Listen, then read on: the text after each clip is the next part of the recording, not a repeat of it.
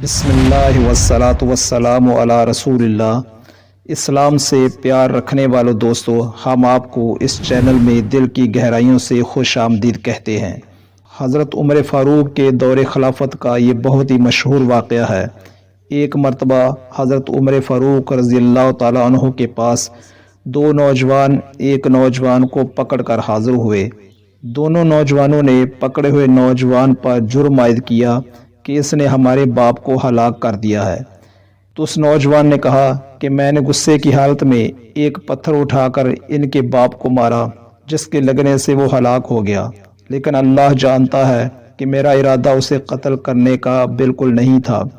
हज़रत उमर ने इसकी बात सुनकर फरमाया, ए नौजवान, अब चूँकि तुमने अपने जुर्म का इकरार कर लिया है, इसलिए इस्लामी उसूलों के मुताबिक ज़रूरी है कि तुझसे क़सास लिया जाए।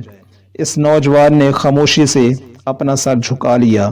अब इन नौजवानों से दरियाफ्त किया गया कि वो अपने वालिद के बदले में क्या चाहते हैं। उन्होंने कहा कि हम जान के बदले में जान लेंगे। चनांचा फैसला हो गया कि वो नौजवान जान के बदले में जान देगा।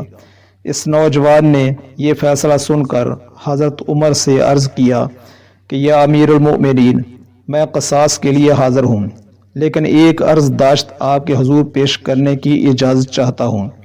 हज़रत उमर ने उसे अपनी बात कहने की इजाज़त फरमाई। इस पर नौजवान ने कहा, मेरा एक छोटा भाई है जो कि अभी नाबालिग है। मेरे वालिद मरहूम ने मरने से पहले कुछ सोना मेरे सुपुर्द किया था और मुझे वसीयत की थी कि जब वो बालिग हो जाए तो मैं इसके सुपुर्द कर दूँ। मैंने इस सोने को एक ऐसे मकाम पर दफन कर दिया है जिसका मेरे सिवा किसी को भी इल्म नहीं। अगर वो सोना इसको ना मिला तो मैं समझता हूँ कि रोज़े क़यामत इसकी जिम्मेदारी मुझ पर होगी। इसलिए मुझे कम अज़ कम इतनी मोहलत दे दी जाए कि मैं अमानत इसके हकदार तक पहुँचा आऊँ। इस मकसद के लिए मुझे 3 दिन की ज़मानत पर रिहा कर दिया जाए। हज़रत उमर फ़ारूक ने इस नौजवान से फरमाया कि मैं तुम्हारी दरख्वास्त कबूल करता हूँ, लेकिन तुम्हारी ज़मानत कौन देगा कि तुम 3 दिन बाद क़सास के लिए हाजिर हो जाओगे। इस वक्त दरबार फ़ारूकी में बेशुमार लोग इस मंज़र को देख रहे थे। बड़े बड़े जय्यद सहाबा कराम भी तशरीफ़ फरमा थे। नौजवान ने दरबार में खड़े सब लोगों की तरफ नज़र दौड़ाई कि शायद कोई इसका जानने वाला हो। अचानक इसकी नज़र हज़रत अबू ज़र गफ़ारी रज़ियल्लाहु ताला अन्हु पर ठहर गई और इसने हज़रत अबू ज़र गफ़ारी की तरफ इशारा करके कहा, यह मेरी ज़मानत देंगे। हज़रत उमर ने दरियाफ्त फरमाया, ए अबू ज़र गफ़ारी, क्या तुम इस शख्स की ज़मानत देते हो?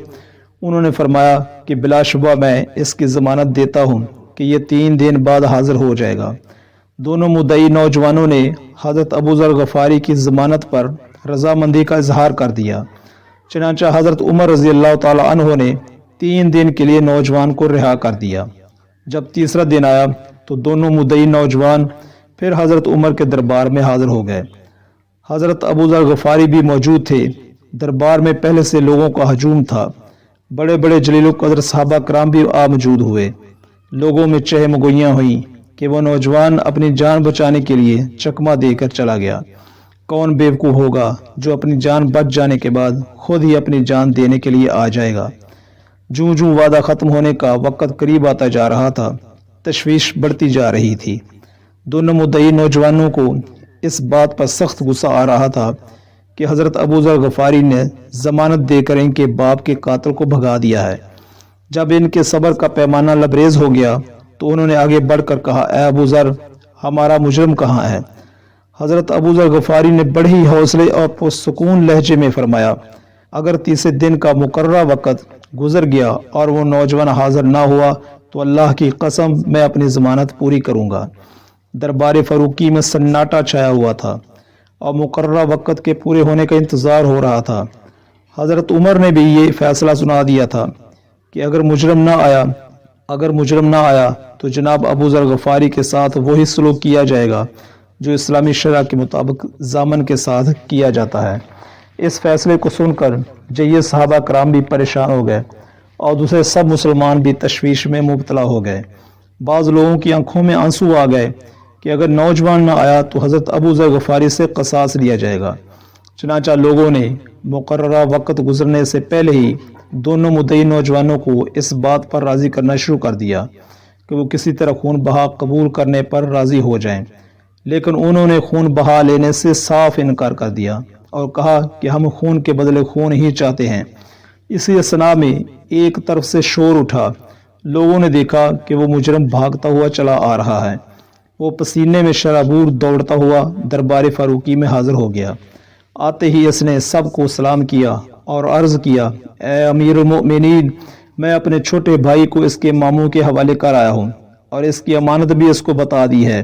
اب آپ اللہ تعالیٰ اور رسول اللہ صلی اللہ علیہ وسلم کا فرمان پورا کریں، میں حاضر ہوں۔ تمام مجمع پر سکتہ طاری ہو گیا۔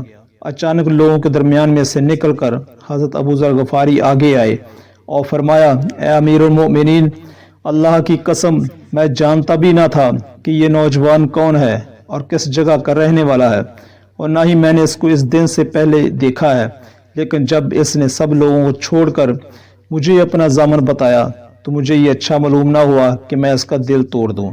پھر مجھے اس کی شکل و صورت نے اس بات کا یقین دلا دیا تھا کہ یہ نوجوان اپنے وعدے کی ضرور پاسداری کرے گا، اس لیے میں نے اس کی ضمانت دے دی۔ نوجوان کے حاضر ہو جانے پر دربار فاروقی میں موجود لوگوں کے چہروں پر رونق کے آثار نمودار ہو گئے تھے اور سب لوگ نوجوان کے وعدے کی پاسداری پر اش اش کر رہے تھے۔ وہ دونوں مدعی نوجوان بھی اس نوجوان کے اس فعل سے متاثر ہو گئے تھے، چنانچہ انہوں نے بآواز بلند عرض کیا، یا امیر المؤمنین، ہم نے اپنے باپ کا خون معاف کیا۔ یہ آواز سن کر سب لوگوں میں خوشی کی لہر دوڑ گئی۔ حضرت عمر بھی یہ منظر دیکھ کر بہت خوش ہو گئے۔